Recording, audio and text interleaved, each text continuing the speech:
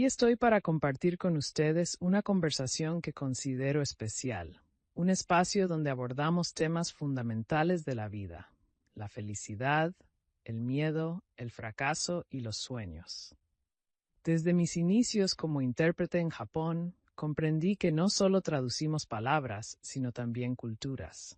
He aprendido que la disciplina de los japoneses es admirable, pero también puede ser un peso, mientras que los latinos tienen el don de la improvisación. A lo largo de mi camino, el miedo ha sido un aliado, guiándome lejos de decisiones precipitadas. He abrazado los fracasos, porque en ellos encuentro tesoros ocultos. La felicidad, en mi opinión, está sobrevalorada. La vida es, en su mayoría, neutral. Creo firmemente que el cielo y el infierno comienzan aquí, en la forma en que vivimos y construimos nuestro entorno. No me enfoco en el dinero, sino en el impacto social. Invertir y aprender de los errores es clave. Hoy quiero invitarlos a reflexionar sobre la vida con una nueva perspectiva. Koy, ¿cómo estás? El día de hoy estamos muy felices, muy emocionados de tenerte como invitado. Yo particularmente es un episodio que realmente esperaba grabar hace mucho tiempo. Creo que vamos a poder añadir mucho valor, pero ante todo, ¿qué tal? ¿Cómo va todo? Cristian, qué bueno escucharlo, qué bueno verlo, porque desde hace mucho tiempo que nos conocemos, pero qué grato tener esta reunión virtual. Me agrada y espero el momento de visitarlo en España. Sí, no, estamos ahí al pendiente para poder vernos y gracias por aceptar esta invitación. Sé que andas con la agenda 1000 y hacerte un espacio significa mucho, así que de verdad, gracias por estar aquí. Y hoy quiero hablar un poco, para empezar, de tu historia. Estoy convencido de que la mayoría de personas que escuchan este podcast te conocen, y si no te conocen, seguramente han visto alguno de tus videos, oído alguno de tus podcasts o te han visto en alguna conferencia. Personalmente, yo la primera vez que te conocí fue a través de redes sociales. Luego tuve el placer de conocerte en persona hace un par de años, justo en una conferencia que dabas y que ahí pudimos conversar bastante. Pero es el video que a mí me conectó y fue, tal vez, tú me tienes que corregir, uno de los videos o el video más viral que tuviste fue el video de las diferencias entre los japoneses y los latinos. En este caso hablabas mucho de los colombianos. Fue un video que conectó muchísimo conmigo porque tocabas puntos ciertos, pero que no se hablaban mucho y que tal vez esas diferencias muchas personas no las habían interiorizado. Entonces, yo cuando he conversado contigo sé cómo te defines, sé que no es como un creador de contenido, pero quiero empezar con esa parte de la historia, de cómo llegaste a dar conferencias. ¿Cuál fue esa historia de Yokoi que tal vez no todos conocen? Antes voy a poner esta palabra, no es la correcta, pero no se me viene otra a la mente, y es ser conocido. Sí, bueno, antes de que se me olvide, agradecerle porque todos los tips que me dio en Perú para el Instagram funcionaron de maravilla. Estaba yo comenzando a manejarlo y no sabíamos muchas cosas y realmente aprendimos mucho. En un poquito tiempo usted nos enseñó muchas cosas y ahí queda la recordación y bueno, ya siempre seguimos hablando por redes y nos agrada la amistad que tenemos con usted. Decimos mucho usted en Colombia. Y en cuanto al tema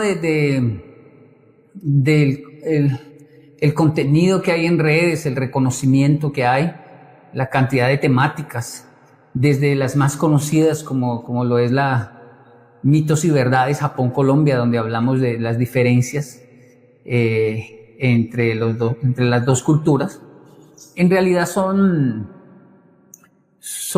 resultado de muchos años como traductor. Siempre fui traductor para la colonia hispanohablante en Japón. Llegaban muchos latinos, muchos peruanos especialmente, a trabajar en Japón, en las fábricas con los japoneses, y pues el choque cultural era muy fuerte y como mínimo tenían que entender de qué se trataba la labor que tenían que hacer, y urgía un traductor, varios traductores. Entonces los niños que llegaron con 10 años, como yo llegué a Japón, ya a los 14, 15 estábamos todos por ahí en las fábricas sirviendo de traductor sino era para nuestros padres, para los tíos, para los amigos, y ya finalmente, oficialmente, terminábamos como traductores de varias empresas para la colonia hispanohablante en Japón, pero resultó que no era solo el idioma lo que tenía uno que traducir, sino la cultura.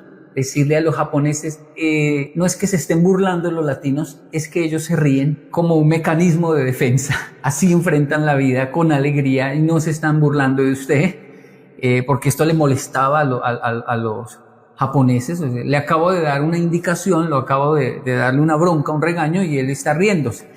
Él se está riendo de vergüenza y le está diciendo, yo no lo vuelvo a hacer, pero lo dice riéndose, y eso es cultural. Y también traducirle a los hispanohablantes, el japonés no es un amargado, no es que lo odie, es que así son, eso es su código de comportamiento, pero él tiene unos momentos donde se va a reír y va a hacer una broma también, y tienen sus chistes, y hay humor, y hay afecto y cariño también, pero lo expresan diferente. Entonces comencé a ser traductor para la colonia, ya no solo del idioma, sino de la cultura, y así, para no alargar mucho el asunto, esas traducciones culturales se convirtieron en pequeñas charlas para las parejas que estaban casadas con japoneses, o japoneses con latinas, y yo llegaba allí a hacer una serie de reuniones a decir, hey, sí abrazan, solo que abrazan así, ellos no dicen te amo, pero lo transmiten de esta manera, hay una lealtad impresionante en el silencio del japonés. Y estas charlas para las parejas, para los hogares, basado mucho en la experiencia de mamá y papá, tuvieron un gran impacto en Japón. Y así, decimos los latinos, los mexicanos, sin querer queriendo, hoy en día se convirtieron en conferencias extensas para empresas de códigos samuráis culturales, del potencial del latino y así. Sí, y de hecho a mí me encantan las conferencias que has dado. Yo pude asistir solo a una cuando nos conocimos, pero aparte he estado viendo en YouTube todo el contenido que tienes, que sabes que me gusta muchísimo, porque creo que justo el otro día hablaba con un creador de contenido y que se especializa en marca personal, que fue un episodio que tuve, creo que hace 2-3 episodios. Se llama Humberto Herrera, no sé si lo has escuchado, desde México. Y Humberto lo que decía, justo estábamos conversando, él se especializa en creación de marcas personales. Y yo le comentaba, ¿no? Que yo intento siempre crear contenido desde la autenticidad, mientras que hay otras personas que crean un personaje, ¿no? O sea, que crean un personaje, voy a decirlo, lo que siempre digo, con peinados extravagantes, con ropa extravagante, que no está mal, para mí son estilos diferentes, pero yo me tiendo a identificar con lo que soy similar. Entonces, yo me identifico mucho con la marca que tú vienes creando por la autenticidad que le das, porque sé que tú pones una cámara y la quitas y eres la misma persona. Por ahí que puedes ponerle un poquito más de energía con una cámara, un poquito menos, pero como cualquier persona. Entonces, eso yo lo admiro y respeto muchísimo. Y Gracias. Sí, mire que hasta el día de hoy yo no sé exactamente qué es lo que hacemos o cómo. No hay un método para crear contenido, ni hay una fecha específica o un viernes específico o un orden, que esta ha sido siempre la asesoría que recibo. Para poder crecer en redes debe hacerlo de esta manera, pero cuando veo el método digo no funciona conmigo, primero porque le doy prioridad a mis vivencias. Entonces, si no hay cámara, pues no hay cámara, igual lo tengo que vivir con mis hijos y queda para el recuerdo grabado en el alma y en la mente. No puedo darle tanta prioridad a estar filmando todo, aunque lo intento, pero mucho material, digámoslo así, queda en el recuerdo de mi vida, de mi familia, porque pasan cosas extraordinarias en Latinoamérica, en Colombia, desde accidentes, robos, hay que ayudar a empujar un carro, y todas esas cosas me parecen maravillosas de registrar, pero pues no siempre está un cameraman ahí filmando todo eso. Y yo decidí darle prioridad a la vida realmente. Lo otro es que si designo un día específico para sacar contenido, el contenido que sale ya no es tan orgánico, creo que esa es la palabra más correcta, como si dejo que simplemente acontezca en realidad. Así que vamos viviendo y viendo qué pasa. Es mucho más lento que si lo hiciéramos bien, con disciplina, organizado, asignando un día y todo. Pero yo me siento mucho mejor y haciéndolo así de manera espontánea, esporádica. Si quiero lo hago, si no, pues no. Lo que sí cumplo con mucha disciplina, obviamente, son la cantidad de contrataciones con empresas para dictar las conferencias, porque pues eso ya es un trabajo. Pero esto de las redes lo manejamos definitivamente de manera muy orgánica. Me gusta mucho esa palabra. Alguien me dijo, me gusta que sus seguidores son orgánicos. Yo no entendía el término. Es decir, usted no hizo ninguna rifa, ni pidió que lo siguieran, ni simplemente la gente que lo sigue es porque lo sigue y ya. Y esa persona me dijo, manténgase así. Y eso hemos intentado hacer hasta hoy, que el crecimiento sea lento, pero que sea orgánico. Y creo que ha ido muy bien. Y justo mencionas una palabra clave, que es la disciplina, ¿no? La disciplina para todo en la vida. Y de hecho eso era uno de los puntos claves que tú mencionabas entre las diferencias entre el latino y el japonés, hasta donde me acuerdo. No quiero profundizar tanto en esa conferencia porque nos tomaría toda la conversación, pero sí en esta palabra de disciplina. ¿Cómo tú ves las diferencias en esta palabra respecto a un latino y a un japonés? ¿Qué diferencias y por qué crees que se dan dentro de la disciplina? La cuestión con la disciplina en realidad es la fortaleza que tiene el japonés. Es su fortaleza, es su punto fuerte. Digamos que así como el latino tiene su tumbao, su swing, y no hace mucho esfuerzo para esto porque casi que nace con él, porque creció en el trópico, en las playas, escucha música, ve el pescador cantando con su baldecito, haciendo música, y los niños ya desde pequeñitos se están moviendo, y no le cuesta aprender a bailar, no le cuesta realmente aprender lo lleva en la sangre, decimos nosotros. El japonés, su tumbao es la disciplina, ese es su swing, esa es su salsa, pero esa es su cruz, porque casualmente cuando tenemos un talento muy grande, una inclinación muy fuerte por algo, de hecho cuando me preguntan cuál es su mayor cualidad, y yo sé hablar, me gusta hablar, me pagan por hablar, hablo. ¿Y cuál es su mayor defecto? Hablar. El problema es que hablo mucho. De los líos en que me he metido ha sido por hablar. Entonces es mi bendición y mi cruz. Y creo que le pasa lo mismo a los japoneses. Los japoneses son disciplinados, pero esa es su cruz. Los estresa, son meticulosos, entran en depresión.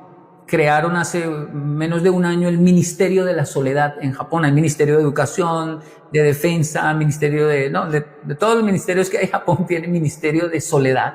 Por la cantidad de personas que se comenzaron a sentir solas, lo manifestaron, y aumentaron los suicidios, no por depresión biológica, tal como enfermedad, sino por una soledad colectiva en el país, y el Ministerio de la Soledad tiene que comenzar a hacer fiestas, rumbas, todo lo que a nosotros nos fluye y que aquí ya deberíamos parar de hacer tanto, allá lo necesitan fomentar.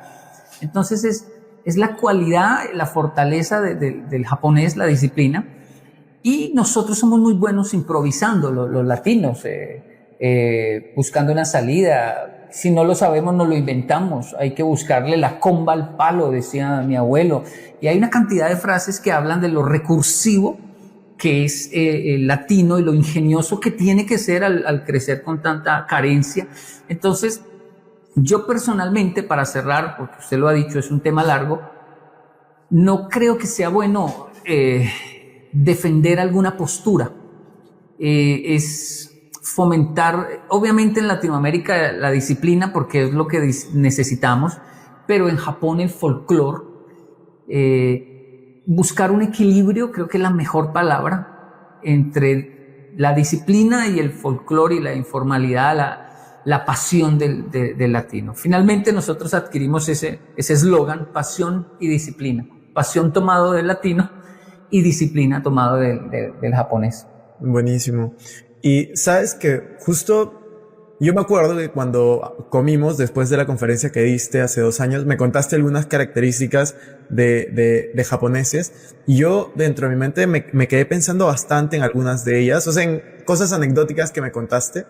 Y justo ahora yo estoy, como los que escuchan tal vez sabrán y también te he contado, yo estoy en Madrid haciendo una maestría y la universidad que vine a hacer la maestría es reconocida por innovación, emprendimiento y por diversidad. Somos 250 alumnos en mi promoción y somos como 65 nacionalidades. Y dentro de mi salón, que somos 25, hay grupos de 5 personas y que son durante 6 meses. Justo ahora estoy terminando eso. Y uno de mi grupo es de Japón. Entonces, es muy impresionante por el choque cultural que hay. En mi grupo somos 3 latinos, que es uno de Ecuador, una de México, estoy yo, está un chico de la India y está mi amigo de Japón. Y el choque cultural es fuertísimo entre los latinos, el de India y el de Japón es totalmente distinto. Y todo lo que me dices se refleja porque es lo que más me gusta de esa persona dentro del trabajo es la disciplina. Y lo que menos me gusta de esa persona también es la disciplina. porque, porque quiere que tengamos todo 3 semanas antes y los latinos, tú sabes cómo somos, es un día antes nos ponemos a hacerlo y lo vamos a tener listo con mucha creatividad, pero siempre esperamos a tener un poco de presión. Mientras que la persona de Japón estaba súper estructurada, que quería tener todo con mucho tiempo, todo planteado con tiempo y fue muy interesante. Eso ha sido una de las cosas que más me ha gustado del aprendizaje hasta ahora, de poder compartir diferentes culturas. Me contaba cómo es la relación padre-hijo, él tiene hijos también, cómo es la relación con sus hijos, con su esposa, temas que a mí me parecían súper interesantes, ¿no? Como que, por ejemplo, un padre habla con su hijo normalmente, si no viven juntos, pues 1, 2 veces al año, cosa que en Latinoamérica es impensable. O sea, en Latinoamérica yo hablo con mi familia por WhatsApp diario. Entonces, eso me pareció súper difícil de creer. Sí, de hecho cuando yo lo cuento en las conferencias la gente se ríe y lo disfruta, pero inconscientemente no, yo sé que no me están creyendo, no porque no me crean, sino porque es demasiado difícil de creer que un hijo solo hable con el papá 1 vez al año. Mis amigos, yo los vi 3 años, los 3 años que yo estuve en Colombia y volví a Japón, esos 3 años mi amigo nunca visitó al papá. Lo volvió a visitar porque yo estaba allí diciéndole, vamos a visitar, quiero ver a su papá. ¿Y para qué? Porque quiero ver a su papá, o sea, yo me acuerdo de su papá. Y él decía, como, no es necesario. ¿Hace cuánto no va? Desde la última vez que usted, o sea, 3 años él no veía al papá y es normal, no tienen un disgusto, no se odian, se quieren. El papá daría la vida por su hijo, pero no se hablan mucho y eso sí tiene realmente repercusiones negativas en la sociedad japonesa. Son cosas de la cultura que yo pienso tienen que cambiar, no es normal. Y cuando los japoneses me dicen, ¿pero por qué si es nuestra cultura? Yo les digo, porque ustedes no hablan, pero cuando hay problemas el papá sale y da una bronca, regaña, puede agredir físicamente. O sea, lo malo les lo dicen, lo salen, lo malo, pero el te quiero, el te amo, no. Y ahí no hay equilibrio, o sea, y me dicen, sí, es verdad. Su papá puede hablar con usted mucho tiempo si es para darle una bronca. Pero si no es para dar una bronca, sino para afirmar un poco de afecto, cariño, no ni siquiera puede hacerlo. Un amigo me contó y esa historia me marcó. Él llegó a la casa y vio a su papá en el suelo, muerto, falleció de un infarto, ya un hombre de edad. Y él me contó, el señor Ota, me dijo, Kenji, yo me arrodillé, lo cargué y le dije que lo amaba. Porque yo siempre amé a mi papá y lo respeté mucho por el ejemplo que fue para mí, pero nunca se lo pude decir, solo se lo pude decir ya cuando lo vi muerto. En vida no lo hubiera hecho, me dijo. Sí, lo entiendo, le digo, lo entiendo porque entiendo la cultura japonesa. Pero eso es rarísimo. Para mí como latino eso es rarísimo. Y de ahí ese episodio me marcó mucho y Y comencé a preguntarle a todos los japoneses, ¿usted quiere a su papá? Sí, mucho, bastante. Yo sé que no lo va a hacer, pero le diría a su papá que lo quiere, que lo ama. Sí, pero no lo voy a hacer, pero siente ganas de hacerlo. Sí, realmente sí. Comencé a hacer una encuesta solo con amigos, con todo el que conocía, le preguntaba esto, especialmente a los hombres. Y se creó un grupito de amigos japoneses que me entendieron el mensaje y dijeron, vamos a hacerlo. Y lo logró uno, lo logró otro, decirle al papá que lo quería y que lo amaba en vida. Y nacieron historias muy bonitas, pero faltaba yo. De hecho, yo no fui el primero, fui como el cuarto y me costó horrores. Ya porque papá estaba en un hospital, parálisis de medio cuerpo inmovilizado, y tenía que hacerle masajes en la mano para las terapias. Yo viajé desde Colombia para visitarlo al hospital, mirar cómo estaba por la trombosis que tuvo. Y ahí aproveché, dice, bueno, aquí no se me puede escapar, no puede mover medio cuerpo y tengo que decirle, pero me costó horrores decirle, yo hablo mucho de usted en mis conferencias porque lo respeto mucho y lo amo muchísimo. Cuando le dije eso en japonés, hubo un silencio, a él se le llorosearon los ojos, a mí también, pero no pude hacer más nada, tuve que pararme e irme de ahí. Fue un momento tan raro, es una cultura tan diferente, Sí. donde eso no tiene lugar. Es casi que se escucha pero ¿por qué me dice eso si no me he muerto? No, es que yo creo que justo en comprender las diferencias está el aprendizaje y puedes sacar las cosas que más no hay cosas buenas ni malas, pero yo creo que hay cosas que te pueden servir, que más se adecúan a ti, de todas las culturas en realidad. Y la japonesa con la latina es una de las, no opuestas, pero las que más diferencias tiene. Y eso enriquece muchísimo. Por eso creo que muchos de los discursos que tú das son tan poderosos, porque trae mucha diversidad. Entonces eso lo hace muy, muy bueno. Pero pasando al siguiente tema que yo quería conversar contigo, de hecho esta pregunta la quería hacer al inicio, pero dio toda esta conversación, era ¿cómo te definías tú? O sea, cuando alguien te presenta, porque esta pregunta, sé que la hemos conversado, pero quiero llegar a otro punto, es, cuando alguien te presenta, ¿cómo te gusta que te presenten? Yo aprendí, Cristian, a respetar, y me costó, pero a respetar mucho como la imagen que las personas tienen de mí. Antes luchaba con esto. Esto es un poquito como cuando mis amigos japoneses me dicen, hey Kenji, dígales que yo no soy chino. Bueno, yo les explico que usted no es chino, pero van a seguir diciéndole chino. ¿Por qué? Porque para nosotros todo el que tenga los ojos rasgados es chino, y si es de Bogotá y es muy jovencito, ese es un chino.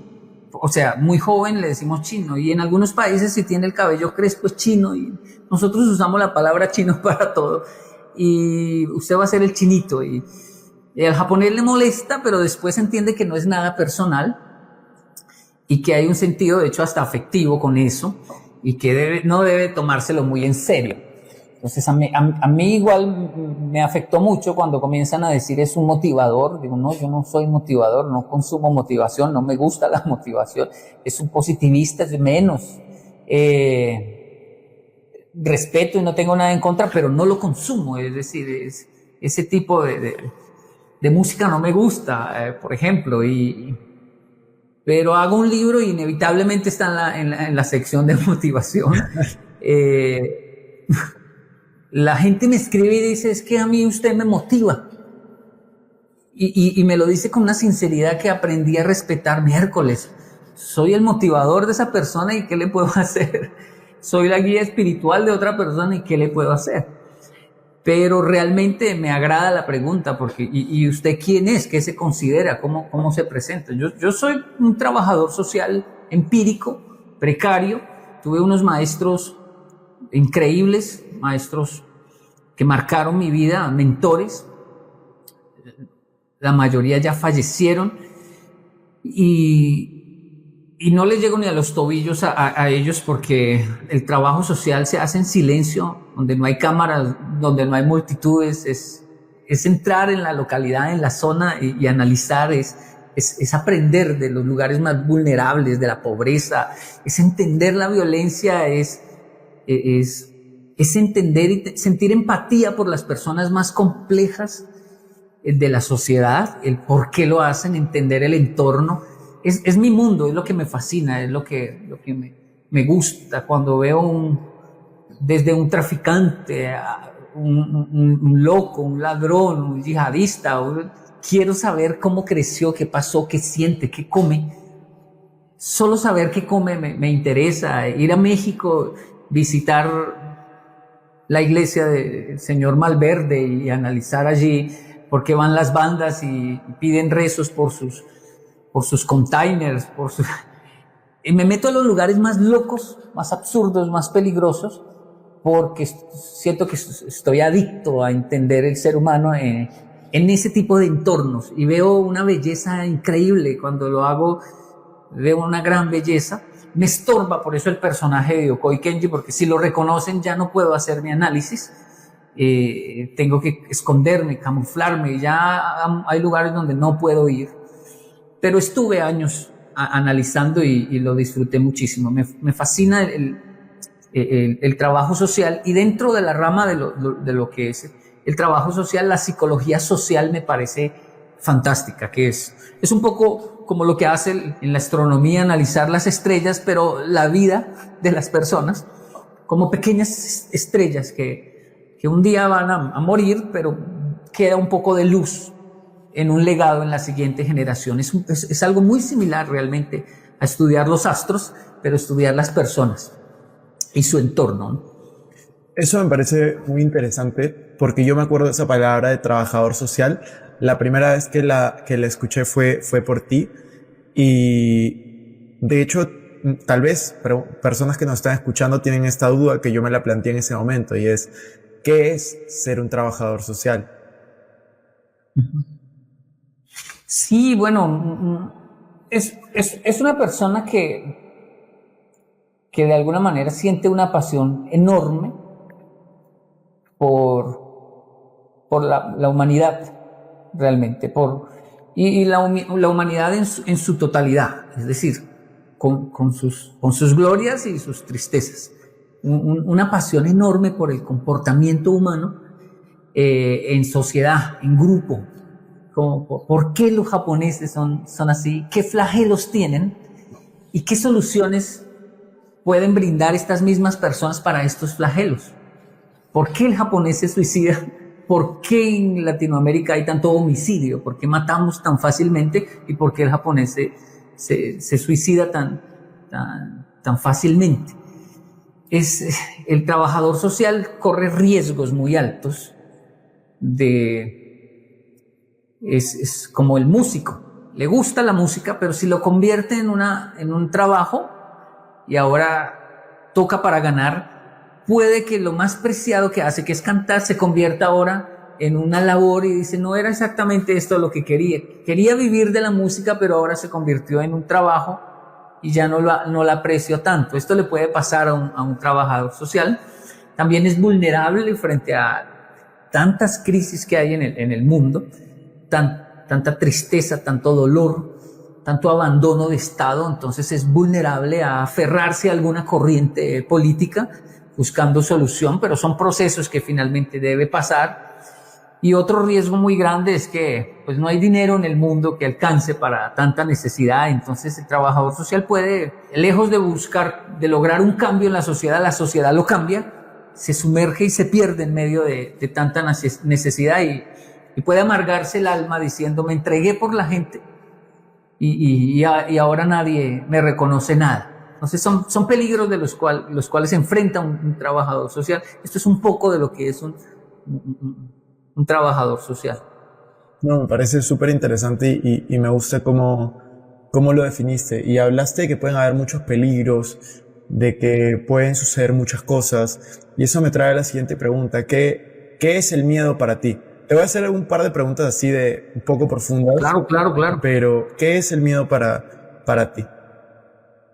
Un aliado muy, muy importante. Me ha acompañado toda la vida, es como si fuera un amigo ya realmente, porque creo que el miedo me ha salvado de decisiones trágicas, terribles en Japón al enfrentar depresiones que yo no entendía. Si yo no soy depresivo, ¿por qué siento tanta depresión y ganas de morirme? O no es ganas de morirme, no le veo ni sentido a vivir, y morir sería lo mismo.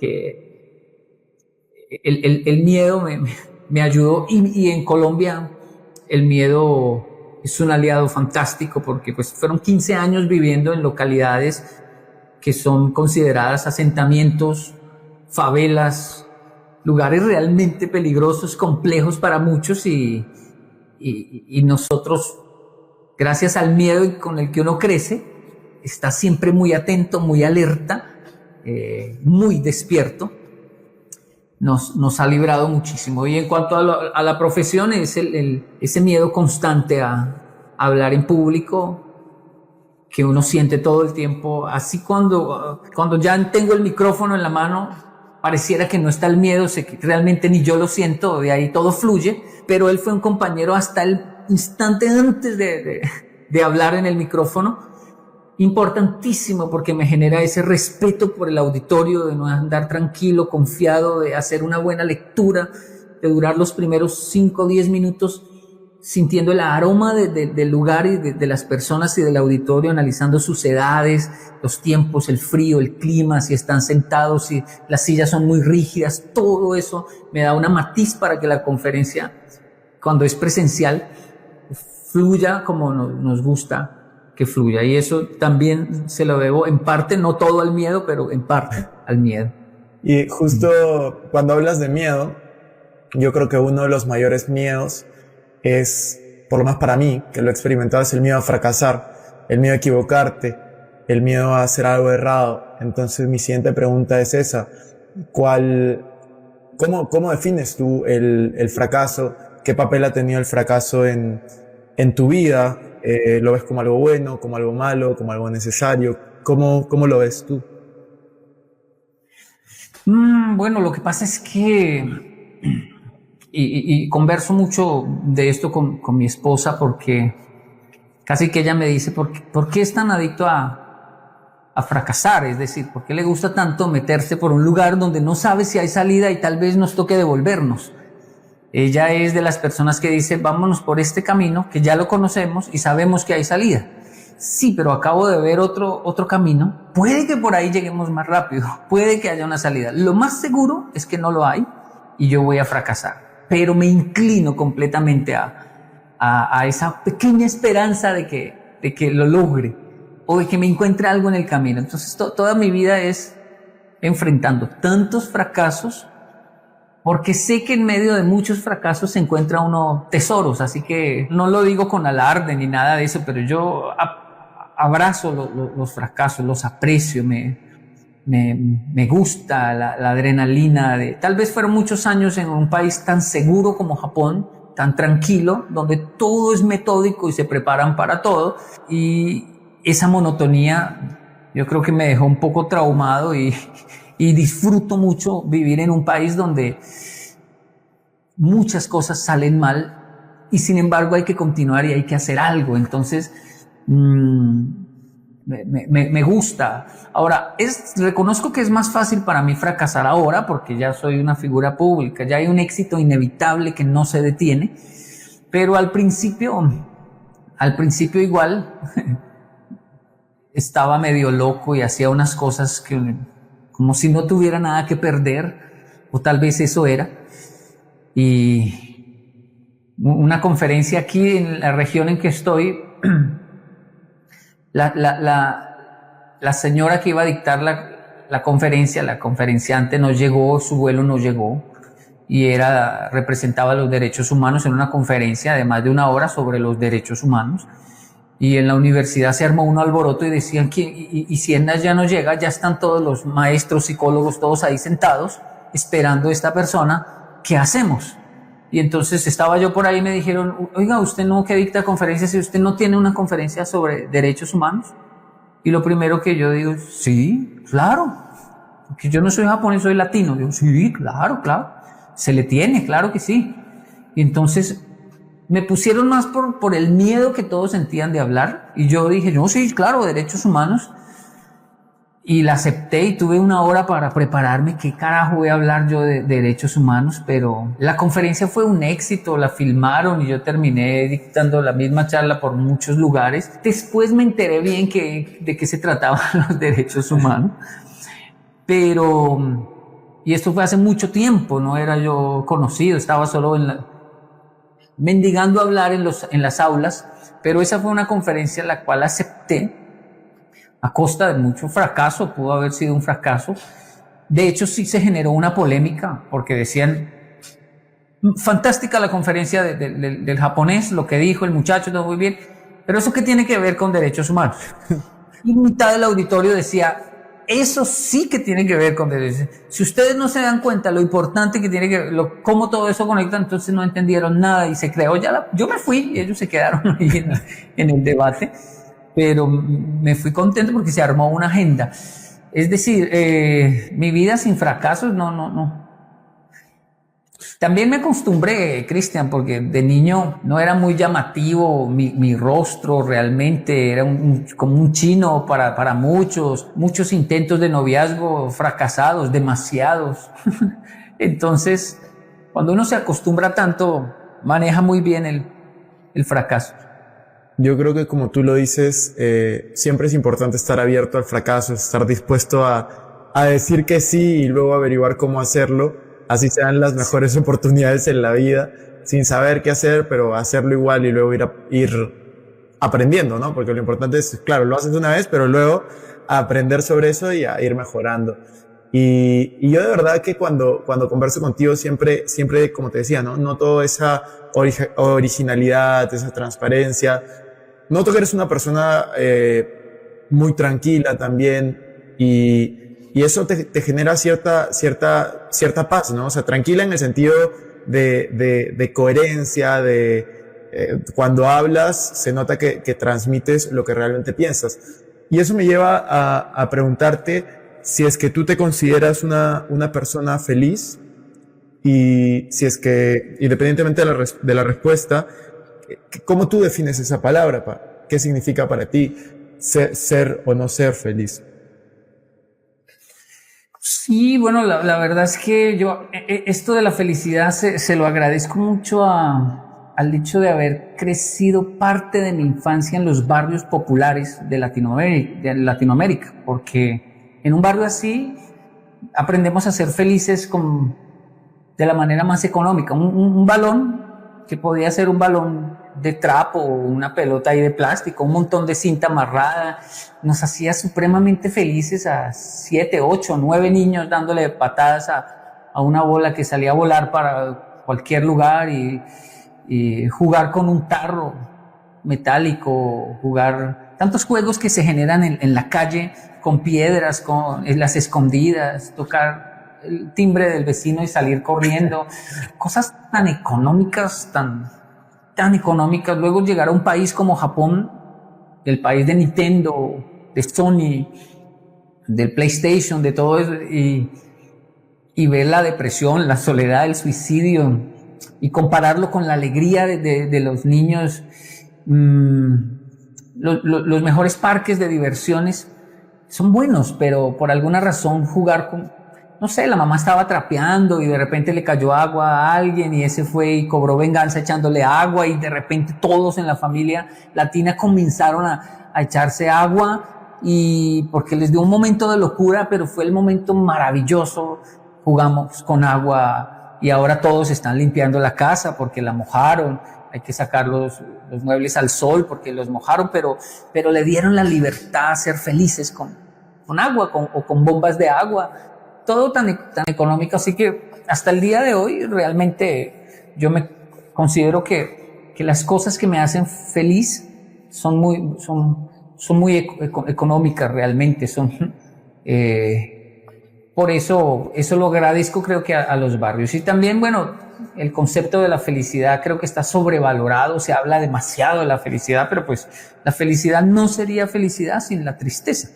Entiendo que la vida es en porcentaje muy alto neutra, o sea, no es ni feliz ni triste, es neutra simplemente.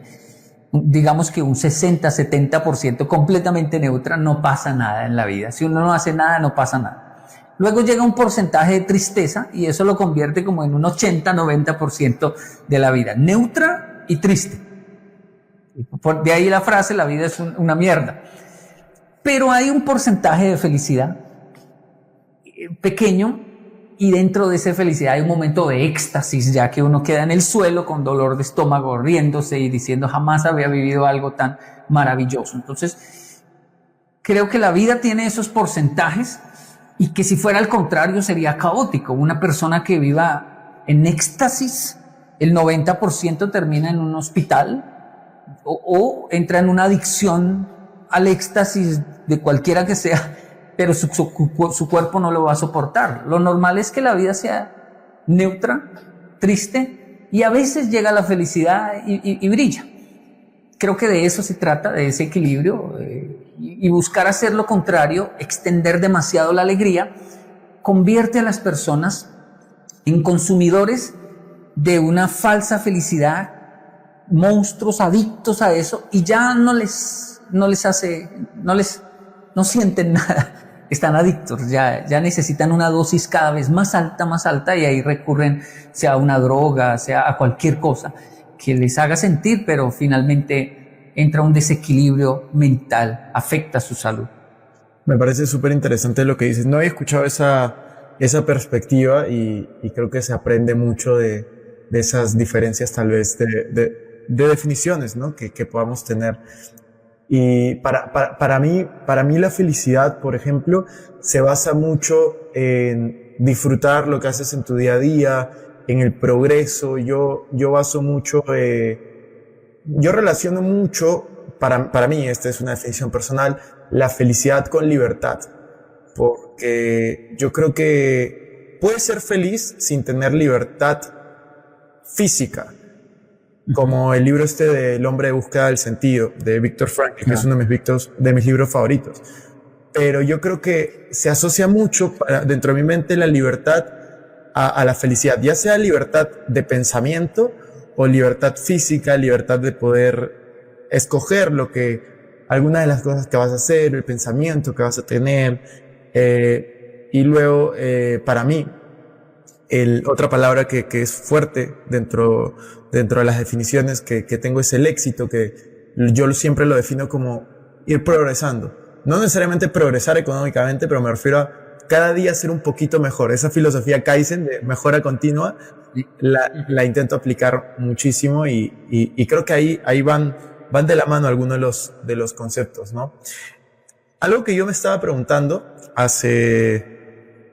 yo hace más o menos un año hice una entrevista a un amigo, un youtuber peruano bastante grande de inmuebles. De ahí volví a colaborar con él varias veces y lamentablemente este año pues murió por COVID, ¿no? Y eso me hizo reflexionar muchísimo acerca de distintas cosas, ¿no? Y una de esas fue cómo quiero ser recordado, qué es lo que quiero dejar en este mundo, ¿no? Porque a veces vemos la muerte como muy, muy lejana cuando nadie sabe dónde está, ¿no? Entonces, tú Yokoi, ¿qué opinión te da la muerte, el tema de la trascendencia? ¿Es algo que, como lo decías al inicio, buscas? Cuéntame un poco de eso, de tu perspectiva respecto a eso. Bueno, hace años una de mis labores sociales en los colegios de Ciudad Bolívar, el sur de Bogotá, era disfrazarme de la muerte y le hacían una entrevista a la muerte. Y la muerte en la entrevista todo el tiempo decía, hey, pero es que me hacen mala fama, yo no tengo la culpa. Es decir, se defendía y era amigable realmente y tenía unos argumentos buenísimos la muerte de cómo la gente se comportaba mal y le echaba la culpa a ella. Muy realmente de la cultura japonesa. La cuestión en realidad, lo que la gente como que quiere saber es qué pasa realmente después de la muerte. ¿Qué es lo que conecta? La muerte en sí como acontecimiento creo que debe valorarse un poco más. Debemos entender lo que es hacer un duelo, un duelo bien hecho. Es raro decirlo, pero hacer un duelo bien hecho para que la persona que parte no nos deje muertos en vida y honremos su muerte comportándonos cada vez mejor, como usted lo dice. Ahora, no solo porque es bueno, sino en honor a ese hijo, en honor a ese abuelo, mamá, papá, ese amigo. Él no cumplió sus sueños, yo los voy a cumplir por él. Creo que la muerte tiene mucha riqueza en ese sentido. Pero hay algo que me gusta sobre la muerte y el concepto de qué hay después.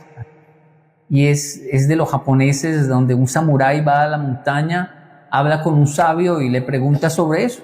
Quiero saber sobre la muerte, el cielo y el infierno. ¿Qué pasa? Y el sabio lo mira y como es un samurái tan fuerte que no logra nunca ha perdido una batalla, el sabio lo reconoce y le dice: usted es demasiado tonto, demasiado bruto, ignorante, usted es como un animal porque solo piensa en matar y solo sabe pelear con su espada. Usted es demasiado estúpido para poder entender estas cosas. Cuando el samurái lo escucha decir eso, se pone muy furioso, saca su espada y dice: a mí nunca nadie me ha tratado así, yo tengo que matar a este señor. Y cuando levanta su espada para matarlo, el sabio lo mira y le dice: eso que estás sintiendo, ese es el infierno, ese es el infierno. Y el samurái en ese momento se detiene y le dice: pero yo casi lo mato, usted casi se hace matar solo para darme una lección, solo para responderme la pregunta. Usted está loco, ¿cómo hace eso? O sea, casi lo mato. Y ahí el sabio lo mira y le dice: eso que estás sintiendo, ese es el cielo. Ese es el cielo. La ira que sintió es el infierno, el perdón que luego sintió, la comprensión, la empatía que sintió hacia mí, ese es el cielo. Me fascinó tanto esa historia, se la escuché a un profesor porque dije: yo no sé si después de la muerte está el cielo o el infierno, pues no hay una prueba tangible de eso. Pero una cosa sí entendí, es que comienzan aquí comienzan. No pienso que una persona que muera en una condición de tanta ira, rabia, tanto rencor, tanta maldad, después pueda simplemente disfrutar eternamente la alegría. O que una persona que muera tan feliz, tan tranquila, con tanta paz, después va por allá a sufrir eternamente. Creo que todo comienza aquí, nuestras decisiones, nuestra vida. Es lo más importante. El cielo y el infierno están aquí, en este momento. En ese sentido, la muerte solo es una transición y me concentro ya en no cuándo será mi muerte, sino qué cielo estoy viviendo o qué infierno estoy haciendo de mi vida, porque puede que esto conecte eternamente. Entonces, mejor, por si las moscas, voy a buscar crear un cielo desde ahora en mi vida. ¿Y cuál? Bueno, no sé si la pregunta sería esta, pero ¿cuál sería ese cielo en tu vida? Y yo la relaciono mucho con cómo te gustaría ser recordado. No sé si es la palabra adecuada porque estoy un poco fuerte, pero como va alineado con la misión que tienes, ¿no? Me gustaría poder controlar mis impulsos porque yo pues no soy japonés. Sé comportarme como un japonés. Sé comportarme como un japonés, ser muy disciplinado, pero no me fluye, no me nace, es decir, lo hago porque lo aprendí. Lo que hago, mi talento, lo que me nace, lo que está en mi flow, mi swing es latino, es la locura, la improvisación, es el vivir, pero esta es mi cruz también, es decir, los latinos somos impulsivos, no todos, obviamente, se habla más del porcentaje mayoritario. Hay latinos que son como japoneses y hay japoneses que son como latinos. Mi caso es el típico caso popular latino, impulsivo, supremamente impulsivo, y ya por la edad obviamente uno va controlando muchísimo y ya con los hijos y todo, pero descubro que mi paraíso es lograr tener esa paz, ese equilibrio, esa tranquilidad, el pensar antes de actuar, como dicen los japoneses, el lograr la gracia. Y esa persona merece una bronca mía y yo no se la doy, porque sencillamente no quiero, no quiero discutir. Mirar un hijo y decirle, el loco merece una bronca, pero va a tener sus propias batallas. Quiero que a mí me recuerde como el papá un poco alcahueta, un poco que le dijo, no pasa nada, tranquilo. Porque a mí me fluye es darles bronca, a mí me fluye es ponerlos en cintura, hablarles duro, fuerte, como me trataron a mí. Y ahora estoy disfrutando, mi paraíso es mirar a mis hijos y decir, déjenlo. Él se libra de mí, pero no se va a librar de la sociedad y yo no me voy a meter en eso. Ya como de pronto es un abuelo con sus nietos, de pronto ese paraíso, el tener un pleito con la esposa y dejarla ganar, porque sí, porque voy a dejarla ganar. Creo que busco ese paraíso o me estoy volviendo viejo, Cristian, no sé. Yo creo que depende mucho más de la madurez mental que de la madurez física y de todas maneras, no sé si es la palabra, pero me parece muy sabio lo que dices, muy interesante, de mucha madurez también, porque para poder desprenderte de ganar esas pequeñas batallas o esas pequeñas peleas, hay que tener una cierta madurez y creo que eso es súper interesante, poder conversar con alguien que definitivamente la tiene y que tenemos pensamientos muy similares en varias cosas y me ha agradado mucho esta conversación. Ya para no hacerlo muy largo, hemos conversado de todo, excepto de un tema que es el título del podcast, que es Invertir Joven. Entonces, a mí me queda agradecer. El título es Invertir Joven. Es el nombre del podcast. Así se llama mi podcast, Invertir Joven. Comenzamos hablando solo de inversión, de finanzas personales, le añadimos emprendimiento y ahora le hemos añadido, en verdad yo uso este podcast para aprender. Yo intento traer invitados siempre, los que pueda aprender, que tenga algo distinto y hoy he disfrutado muchísimo esta conversación.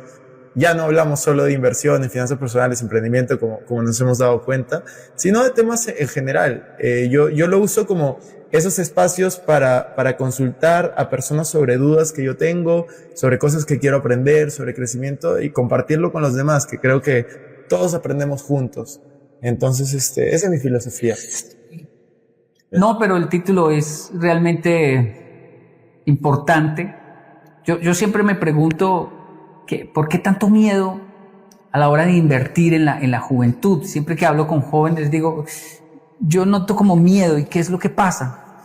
No, es que de todas maneras puede que salga, puede que no salga, hay tantos factores. Y yo les digo, pero ¿de cuántos millones de dólares se está invirtiendo ahí? No, eso no son millones, son $5,000. Entonces no importa, o sea, invierta, o sea, la gente llega a deudas grandes, metas en deudas, o sea, fracase porque un día le van a llegar cifras grandes y usted no va a saber manejarlas si no pierde ahora lo que tiene y por estar aferrado ahí a lo que tiene, o sea, inviértalo ya, piérdalo ya, equivóquese ya, es decir, esto no es una pelea como el boxeo de quiero llegar invicto, no.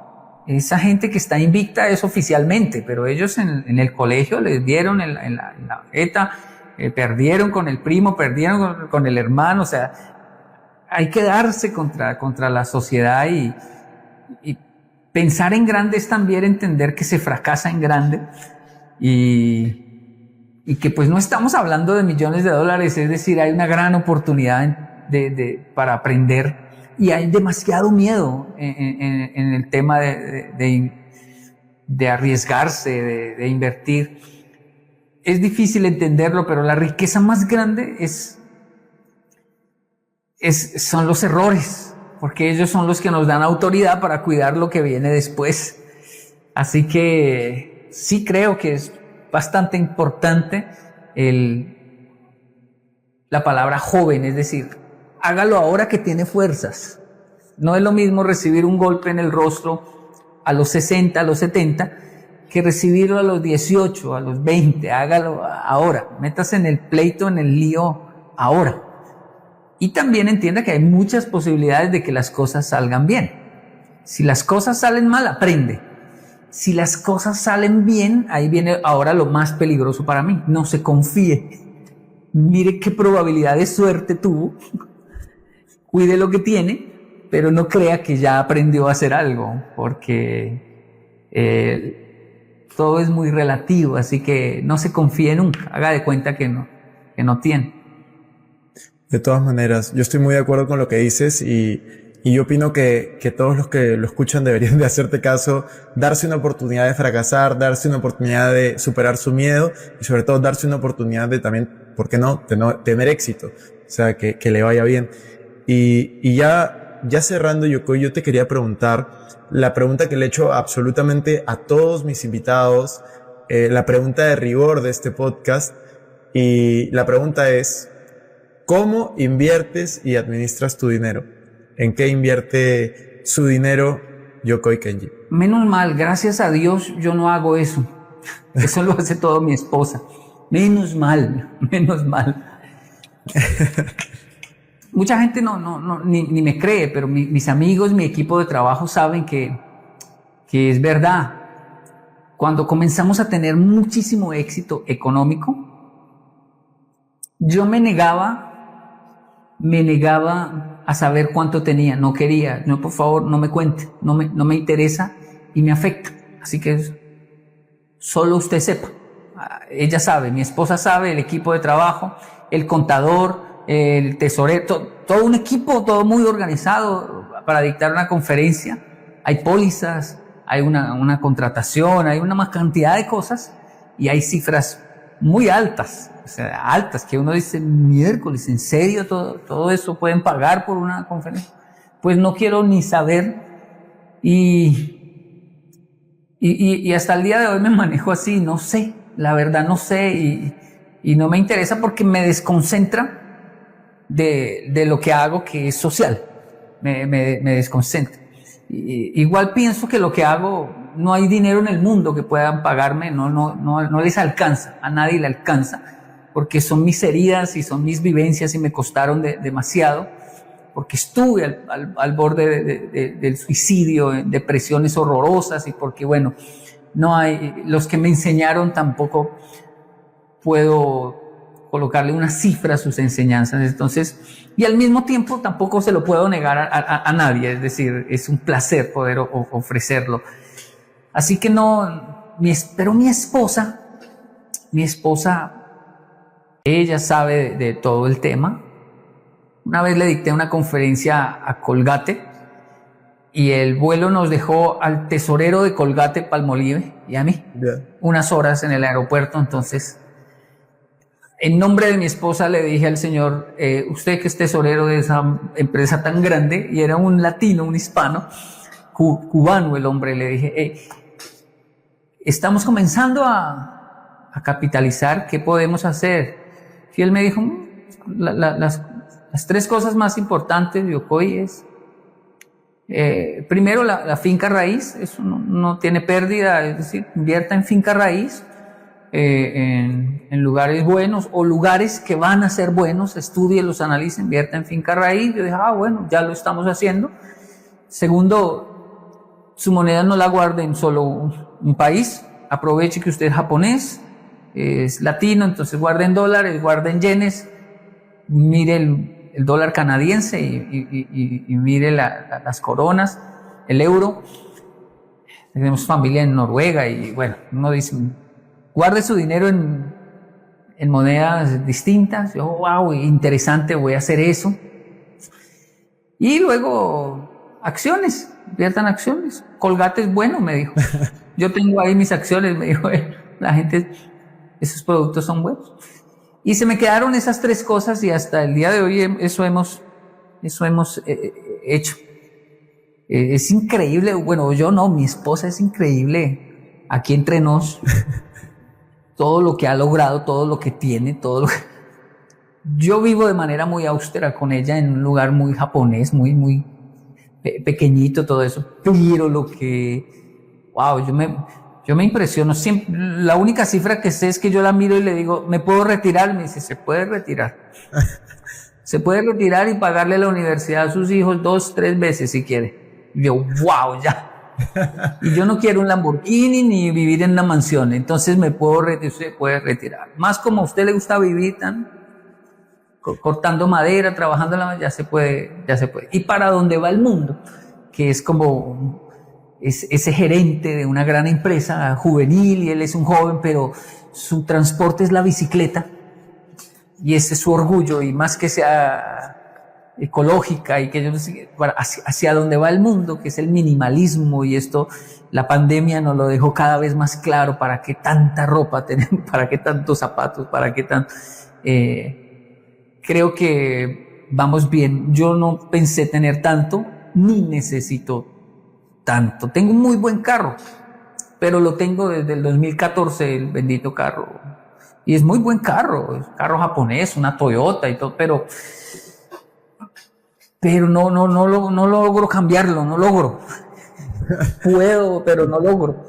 Es que yo creo que eso es parte de la coherencia que tú tienes, esa coherencia de minimalismo, de no basar la felicidad en cosas materiales. Yo creo que no es coincidencia, o sea, eso es algo que forma parte de lo que tú eres y que a mí me parece súper coherente. Yo también en Lima me movía en bicicleta eléctrica, vendí mi carro para poder moverme en bicicleta eléctrica mucho más cómodo por un par de años, y ahora en Madrid pues me muevo igual en realidad o en Uber o en bicicleta eléctrica, que aquí se alquila y es increíble. Algo que a mí me gusta de Madrid es el transporte. Entonces lo disfruto muchísimo, disfruto de las cosas pequeñas, intento que me hagan feliz, no las cosas materiales, sino las experiencias, ¿no? Entonces, comparto mucho contigo esa parte. Sí, y no niego que hay una alegría enorme saber de que yo quería un BMW, eso sí. La influencia inevitable del occidente en Japón no se aprecia el carro europeo. Yo quise un BMW y fui al concesionario con mi esposa, me senté en el BM, hermoso, lindo, me dejaron prenderlo. Y yo la miré y le dije, ¿lo puedo comprar? Me dice, claro que lo puede comprar. Ya, o sea, puede comprar ya. Ya no lo quiero, solo quería esto. Saber que lo puedo comprar, sí, ya estoy feliz. Me puedo comprar. Ahora comprémonos la Toyota para que entre todo el mundo, porque nosotros somos trabajadores sociales que carga con un montón de gente y lleve el piso para el otro y lleve el baño y lleve material para todo lado. Entonces comprémonos pues el carro grande que no me gusta, pero es el que necesitamos. Pero me llenó el alma sentarme en el BMW y decir, me puedo llevar este carro, usted tiene el dinero para comprarse, gracias. Solo quería saber eso y ya no quiero, a veces son como solo el deseo de saber que logramos llegar a un lugar, pero cuando estamos ahí no lo materializamos porque tenemos la madurez de decir, esto no va a ser práctico, esto no me va a funcionar. Solo quería saber si lo iba a lograr. Y ahora que lo sé, pues debo ser más coherente, como lo dice usted, con el entorno, con lo que estamos viviendo, y sí, pero en eso básicamente invertimos, digamos, nuestro dinero. Y sí hay un porcentaje que mi esposa cuida el dinero, protege, yo lo genero, pero sí hay un porcentaje de inversión que me respetan mucho en la entidad, y es en la innovación. Yo de repente, una vez, siempre, cada año, algo nuevo tengo que hacer, algo nuevo que no hemos hecho y que nos desafía a entrar en etapas como la conferencia de derechos humanos, o sea, algo loco que requiere un nivel de locura de decir, denme un dinero porque necesito abrir una peregrinación a Japón y nos vamos con latinos. Y pues eso fue un desafío, una locura, nadie sabe cómo hacer eso, cómo éramos más de 30 hispanos por Japón, cómo separar los hoteles, el transporte, nadie sabía cómo hacer, pero si no lo hacemos este año, si no lo arrancamos, no lo hacemos nunca. Y menos mal lo hicimos porque antes de la pandemia ya hicimos 2 peregrinaciones. Estamos solo esperando que termine todo esto del COVID para continuar con nuestra peregrinación de liderazgo a Japón. Todo latino que diga yo quiero conocer Japón en español, visitar lugares con lecciones en español, hospedarme con una familia japonesa y sentir qué se siente eso, pues queremos nosotros posicionarnos como el grupo principal para hacer este tipo de tour a Japón. Y un día a futuro, cuando yo ya no esté, que un joven visite Japón, se coloque unas... ¿Eso es que realidad virtual? Sí, los 3D. Sí, en Castillo, hay un castillo en Osaka, y yo digo, caramba, en 30, 40, en 100 años, que alguien diga, me pongo unas 3D y sigo viendo a Yokoi aquí hablando frente al castillo. Me quito las gafas y está el castillo con gente, pero cuando me las coloco, está solo Yokoi frente a ese castillo hablando de liderazgo. Entonces ese tipo de innovación me enloquece, digo, caramba, eso se puede hacer, estamos en una época loca donde yo puedo irme de tour con un amigo virtual que me va guiando y crear esa ruta, no porque vean a Yokoi en realidad, sino porque creo que los jóvenes se pierden algo muy grande al no viajar y conocer estos lugares tan fantásticos. Totalmente. De hecho, Japón está es uno de los países que yo quiero visitar. Yo me puse una meta, uno de mis sueños es, y bueno, metas ahora, es conocer 50 países antes de cumplir 30 años. Yo tengo 26 años, de hecho mi cumpleaños es en un par de meses, así que ya me quedan 3 años y voy 34 países. Entonces, me faltan 16. Wow. Japón está dentro Japón está dentro de esos 16 que me faltan. De hecho, la mayoría está en Asia. Quiero ir bastante a Asia, me falta ir a África también. Entonces, por eso también me vine a Madrid. Es más estratégico para hacer estos viajes que hacerlo en Sudamérica. No, lo esperamos en Japón. Le va a gustar muchísimo. Y yo creo que nuestro siguiente paso, esto ni siquiera lo he comentado en las redes nuestras, pero es que vamos a vivir a Japón unos meses. Vamos a irnos allá. Desde allá vamos a dictar las conferencias, a atender a nuestros clientes.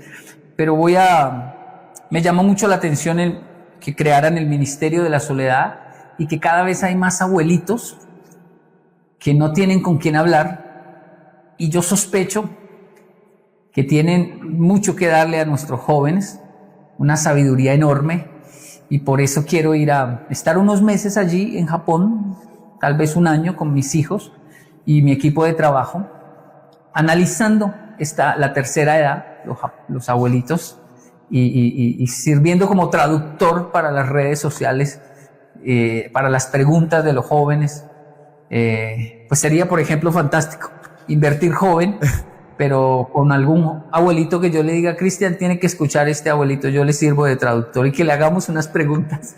Sería eso increíble. me parece yo me apunto. Maravilloso. Yo me apunto y me parece increíble esta misión. Sería divertido. Es que yo creo que, por ejemplo, ahora en redes sociales algo que está muy de moda es, sobre todo en las redes sociales nuevas, en TikTok, por ejemplo, cada vez que sale una persona mayor, se vuelve viral. Siempre se vuelve viral porque en TikTok hay gente muy, muy joven, te hablo de gente en promedio de 16 años, puede ser 2, 3 años menos o 2, 3 años más. Te digo el promedio, porque obviamente hay gente de 30, 40, de todos lados hay. Claro. Pero el grande de la gente en TikTok es menor de edad, el promedio. Entonces, cada vez que hay una persona mayor hablando, dando consejos o inclusive bailando, pues se vuelven viral porque no es algo que están acostumbrados a ver. Y de hecho, en Estados Unidos, uno de los TikTokers más famosos, en este momento no me acuerdo el nombre, pero era un chico, tenía que 23, 24, 25 años, y lo que hacía era grababa a su abuelo, que tenía 90 años, dando consejos. Y llegó como a los 3, 4 millones de seguidores en TikTok súper rápido, en meses. Y de hecho el abuelo murió hace 2, 3 meses y fue todo un suceso. Un montón de personas le mandaron recuerdos. Pero es algo, lo que tú me dices es algo que está pasando, pero todavía no pasa en español. Pasa mucho en inglés, entonces es una oportunidad porque, bueno, las tendencias de Estados Unidos por algún motivo siempre llegan 1, 2, 3, 4, 5 años tarde, pero llegan. Excelente. Oiga, es que yo aprendo mucho con usted, Cristian. Una pregunta que yo le tengo, que ¿cómo ve usted? Hace unos meses me dio la locura de entrar en, eso se llama OnlyFans, se llama. Ya.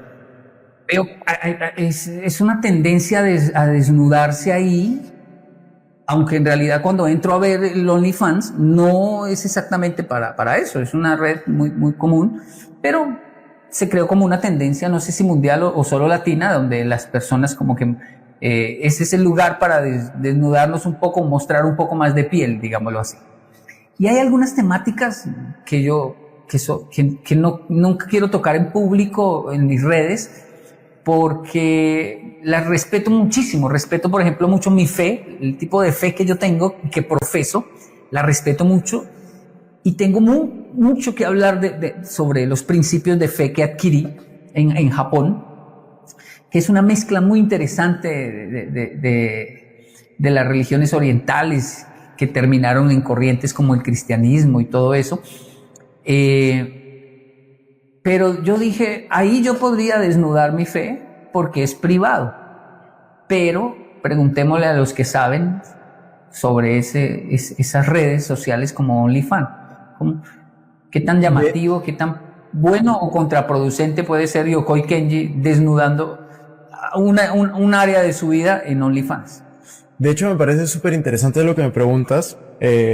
OnlyFans yo nunca lo he usado, sí lo he escuchado, lo he visto, por algunas personalidades, sobre todo que entran como tú dices, a hacer desnudos, pero la verdad es que esa red no se creó con ese fin. Esa red se creó como una red que promovía a los creadores de contenido y luego se puso en ese nicho por algún motivo, pero la idea de OnlyFans desde el inicio fue ser una red de apoyo a creadores estilo Patreon, que no sé si has escuchado Patreon, pero es como también de que pagas una suscripción mensual y apoyas a un creador de contenido. Entonces, yo, por ejemplo, yo no usaría OnlyFans porque por cómo está posicionada, creo que tiene no voy a decir mala fama, pero no la fama que yo quiero tener para lo que yo quiero hacer si es que quiero crear una suscripción. Pero si lo que tú quieres hacer es hacer esta analogía de yo no me voy a desnudar físicamente, pero sí mentalmente, pues creo que si por algún motivo tú sacas un OnlyFans haciendo eso, pues se va a volver viral, vas a salir en las noticias, como estrategia de marketing va a servir muchísimo y la plataforma pues fue creada para eso en realidad, no para desnudarse. Entonces, sería un golpe de marketing. ¿Necesariamente la gente tiene que pagar en OnlyFans? Claro. Eso no lo tengo claro, pero yo creería que sí. Porque mira, yo con mi equipo he estado viendo, de hecho, poner en un título de un video Yokoi Kenji debería entrar a OnlyFans, se vuelve viral. Se vuelve viral.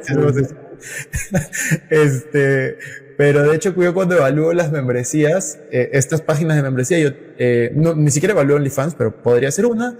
Está la de Patreon, que es bastante buena, la usan muchos creadores de contenido de nuestro estilo.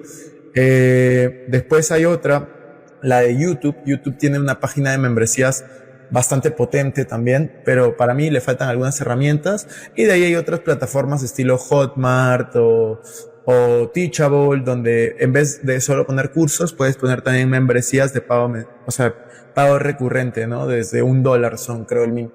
Excelente, excelente. Vamos a ver.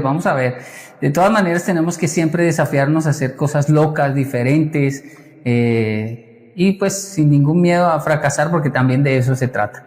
Si no sale, pues no sale, pero lo hicimos y no quedarnos quietos. De todas maneras. Y sería, como yo te digo, viral. O sea, que solo lo pongas en título de un video y que la gente comente, eso se viralizaría muchísimo. Y la idea no me suena descabellada, que ahí hablándola con tu equipo podrían decidirlo y sería, yo creo que podría ser algo muy interesante. Sí, me está costando es TikTok, no sé por qué. No, yo sé por qué, por la edad.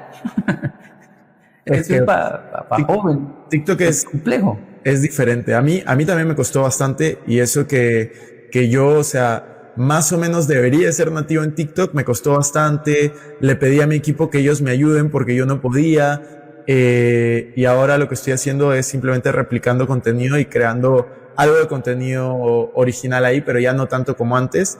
De hecho, la que me ayudaba al inicio en TikTok era mi hermana, y le fue tan bien que ahora ella se creó su TikTok y llegó a 500,000 de seguidores en 6 meses. ¡Wow! No, le va increíble. O sea, comenzó a hacer cosas muy, muy buenas.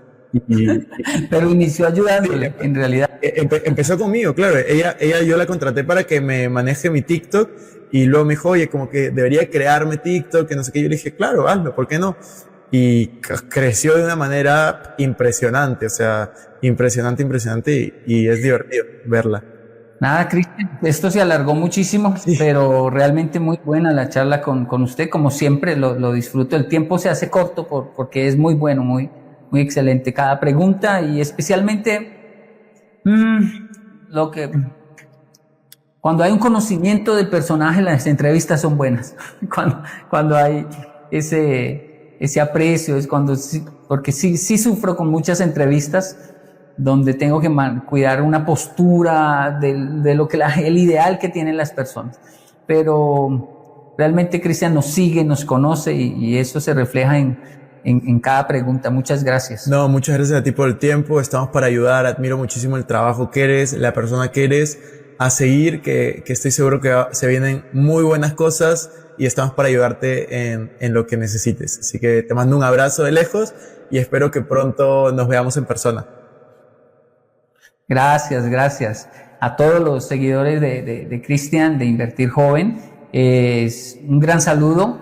Yo siempre, en mi equipo de trabajo, consulta a Cristian Arens, lo consulta para preguntas sobre redes, sobre todo esto. Y ahora, Cristian, mis hijos están que me hablan cada vez más de inversión. Dice, ¿dónde invierto? ¿Dónde invierto? Porque ellos están hablando de criptomonedas, están hablando de un montón de cosas. ¿Dónde invierto, papá? No, el papá es malo para eso, pero Cristian sabe, Cristian tiene que mirar. En estos días le escuché a Cristian diciendo, yo no invertiría en tal moneda, tal tipo de criptomoneda, porque está en cierto país, y en ese país no hay una seguridad, y quién va a responder. Entonces, es solo escuchar eso, ya uno dice, vaya, mire lo que él dijo, porque están pensando en invertir, en duplicar lo que papá tiene. Vamos a ver si lo hacen antes de que yo me lo gaste. Cualquier cosa que me escriban, ahí tienes mi número, y yo feliz de ayudarlos en lo que pueda. Así que muchas gracias, Yopet, nuevamente por el tiempo. Ya nos vemos en la siguiente, que seguro será en persona, y ahí estaremos conversando. Cuídate. Claro, Cristian, gracias. Hasta luego.